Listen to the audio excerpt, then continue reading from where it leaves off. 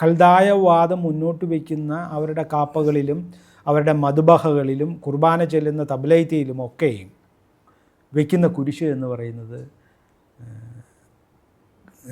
ക്രിസ്തു മതത്തിന് എതിരാളിയായിരുന്ന പാഗനിസം, അതായത് ഗ്നോസ്റ്റിസിസം പ്രാക്ടീസ് ചെയ്തിരുന്ന ഒരാൾ ഉപയോഗിച്ചിരുന്ന അതിൻ്റെ ഒണ്ടോളജിക്കൽ പ്രിൻസിപ്പിൾ ആലേഖനം ചെയ്ത കുരിശിനെയാണ് എന്നുള്ളതാണ് സങ്കടകരം.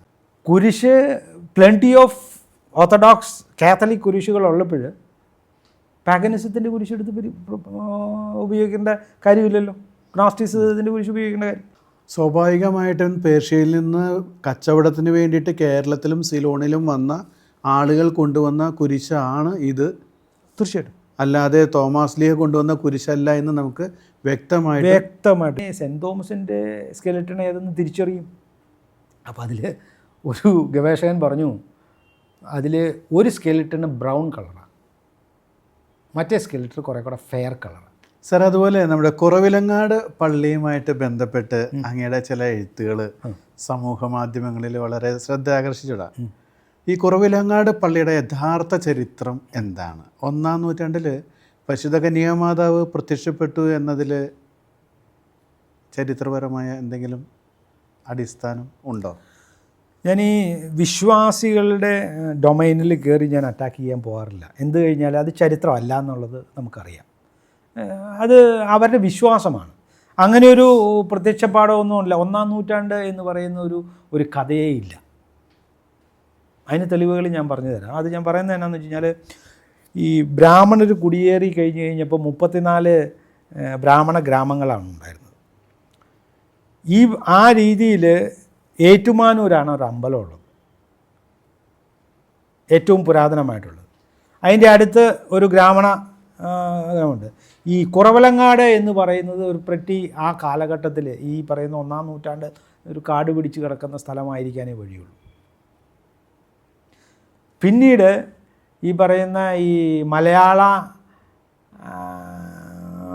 കാലഗണനവും 1-ാം നൂറ്റാണ്ടിലെ കാലഗണനവും ഉള്ള സമയമല്ല അന്ന്. അപ്പോൾ 1-ാം നൂറ്റാണ്ടിൽ അവിടെ പള്ളി വെച്ചു എന്ന് പറയുന്നതിൽ യാതൊരു ഇതുമില്ല. തന്നെയുമല്ല, ഈ ഏറ്റവും പുരാതന പള്ളികളെല്ലാം നമ്മുടെ കപ്പൽ ചാലുകൾ വരുന്ന സ്ഥലത്തോ അല്ലെങ്കിൽ ഇൻറ്റേർണലി ഏതെങ്കിലും കച്ചവട കേന്ദ്രങ്ങളായിരുന്ന സ്ഥലത്തോ വയ്ക്കിയിട്ടുള്ളൂ.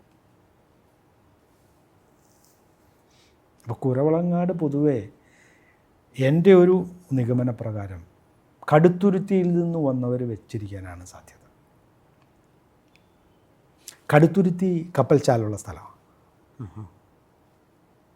ഉണ്ണുനീലി സന്ദേശത്തിലൊക്കെ ഇതിനെക്കുറിച്ച് പറയുന്നുണ്ട്. അതായത് ഒരു കനാല് വഴി ബന്ധപ്പെടുത്തിയിട്ടുണ്ടാകാം.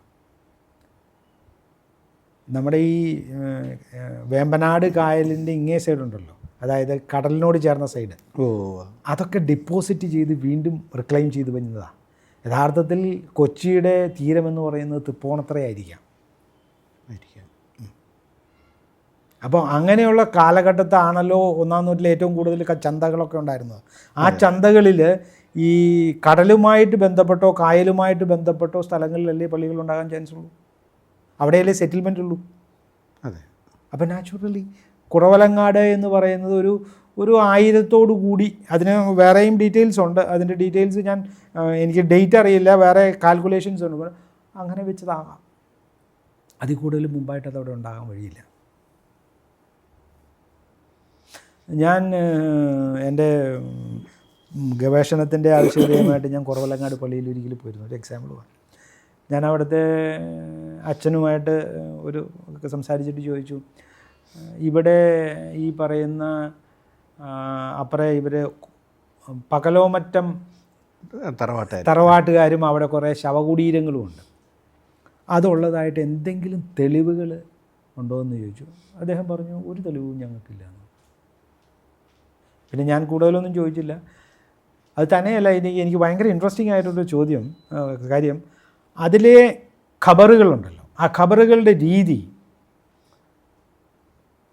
ഗോങ്സോയിൽ, ചൈനയിലെ ഗോങ്സോയിൽ മാനിക്കന്മാരുടെയും മുസ്ലിങ്ങളുടെയും ഖബറുകളുടെ ഷേപ്പാണ്. വളരെ ഇൻട്രസ്റ്റിംഗ് ആണ്. ഗോങ്സോയും തമിഴകവുമായിട്ട് കച്ചവട ബന്ധങ്ങളുണ്ട്. ഗോങ്സോ എന്ന് പറയുന്നത് ഈസ്റ്റേൺ ചൈനയുടെ ഇങ്ങേ സൈഡ്, കടലിനോട് ചേർന്ന സ്ഥലം. മൈലാപ്പൂരിൽ നിന്ന് കണ്ടെടുത്ത സെൻറ്റ് തോമസിൻ്റെ പ്രതിമ എന്ന് പറയുന്നൊരു പ്രതിമയുണ്ട്. ഹോസ്റ്റൻ്റെ ബുക്കിൽ കൊടുത്തിട്ടുണ്ട്.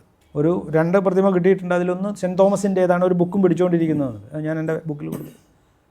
അതിൻ്റെ ഫീച്ചേഴ്സ് നോക്കൂ. It was Mongoloid. Saint Thomas Mongoloid ഫീച്ചറുള്ള ആളാണോ? സെമിറ്റിക് ഫീച്ചറുള്ള ആൾ ആകണ്ടേ? ഇത് വളരെ സീരിയസ് ആയിട്ട് പഠിക്കേണ്ട ഒരു വിഷയമാണ്. ആർക്കിയോളജിയും മാനുസ്ക്രിപ്റ്റ്സും ജനറ്റിക്സും ലിംഗ്വിസ്റ്റിക്സും ഇത് 4 കൂടെ നമ്മൾ ഒരു സ്പ്രെഡ്ഷീറ്റിൽ കമ്പാരറ്റീവ് സ്റ്റഡി നടത്തുമ്പോൾ നമുക്ക് വളരെ വ്യക്തമായിട്ട് നമ്മളോട് പറയുന്ന തെളിവുകളുണ്ട്. ഈ സമയത്ത് ഞാൻ വീണ്ടും ഒന്ന് ജമ്പ് ചെയ്യുകയാണ്. മാനി എപ്പീസൽ ടു ഇന്ത്യൻസ് എന്ന് പറഞ്ഞൊരു എഴുതിയിട്ടുണ്ട്. മാനിക്ക് തോമസ് എന്ന് പറയുന്ന ഒരു ശിഷ്യനും ഉണ്ടായിരുന്നു.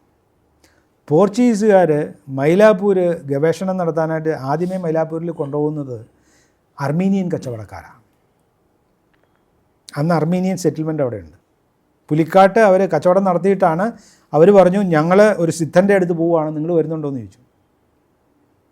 അപ്പോൾ പോർച്ചുഗീസുകാരെയും കൂടെ കൊണ്ടുവന്ന് ആദ്യമേ കാണിക്കുന്നത്. അതിനുശേഷമാണ് ഇവിടുന്ന് ഗവർണർ ഒരു ഡെലിഗേഷനെ വിടുകയും അവിടെ ചെന്ന് ഇത് കണ്ടു, ഇത് സെൻറ്റ് തോമസിൻ്റെ ആണ് എന്ന് ഒരു ഊഹാപോഹ കഥകൾ വന്നു. തോമാന്നാണ് പറയണത്, മാർത്തോമ.